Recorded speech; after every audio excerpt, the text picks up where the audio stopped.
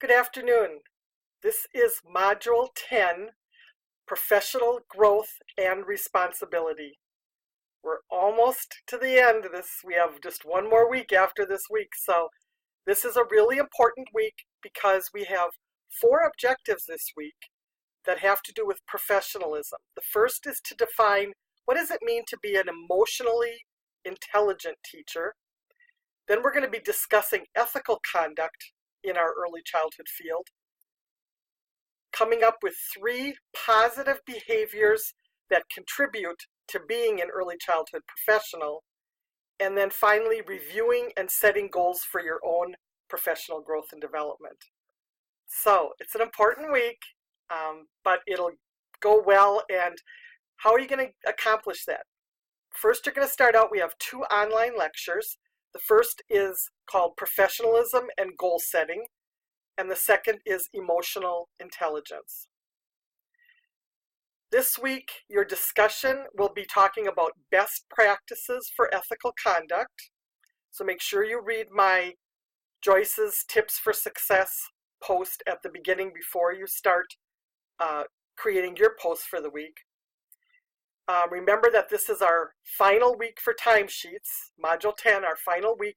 So before you submit your timesheet, total up all the hours, record them on the bottom, and make sure that when you're submitting the timesheet to me that I can see the entire timesheet with all the hours listed and all the signatures and times and dates and everything. So make sure that I see all that. There is no timesheet for Module 11, so this is our last timesheet.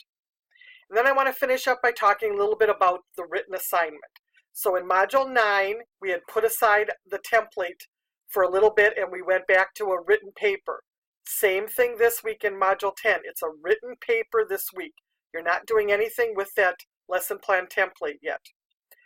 So you're going to be creating a 2-page paper, so that's a minimum of 600 words, where you're going to be reflecting on the effectiveness of the plan that you implemented, your lesson that you implemented last week in Module 9.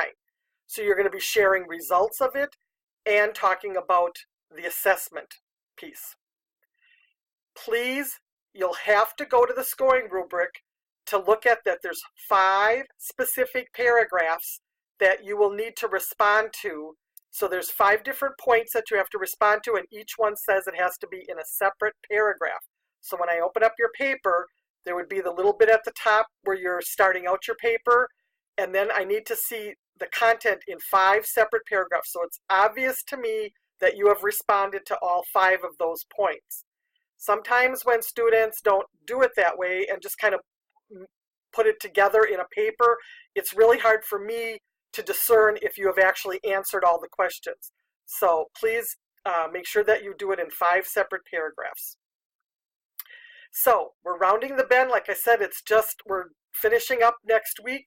So please ask any questions that you need to do. Make sure that you're checking your grade. If there's anything that has to be submitted, make sure that you're doing that before the end of the course. So have a great week. Thanks. Bye.